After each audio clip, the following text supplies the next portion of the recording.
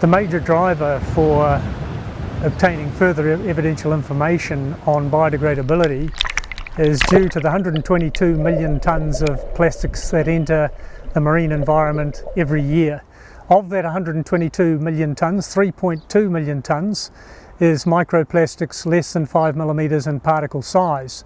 And the issue for us at AgResearch, in textiles research in particular, is the approximately 20% of that material that is textile fibre.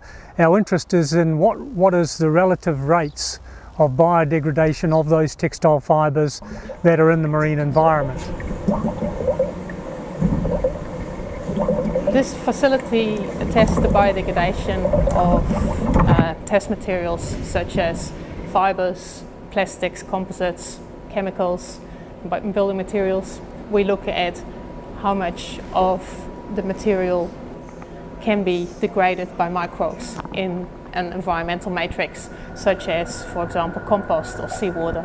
Biodegradation means that microbes can convert the carbon in a test material into CO2 and water. This is a biological process, and it's environmentally much better than when it is only broken down into small particles, which is not a biological process. This is, for example, what happens when plastics break down into microplastics, which then have a tendency to accumulate in the environment and in the ocean. So in order to test biodegradation, we first need to put a test material, for example, a wool, and we put that in one of these jars. Then we add the seawater, and after that we place it in a water bath to keep it under controlled conditions, a constant temperature, and we put airflow on it, so the air flows through the system and we know exactly how much CO2 is in the air.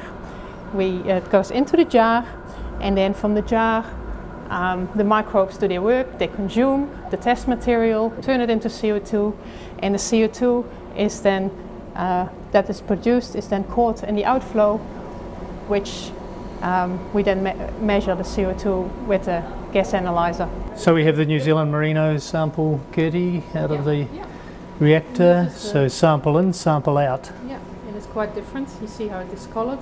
90 days.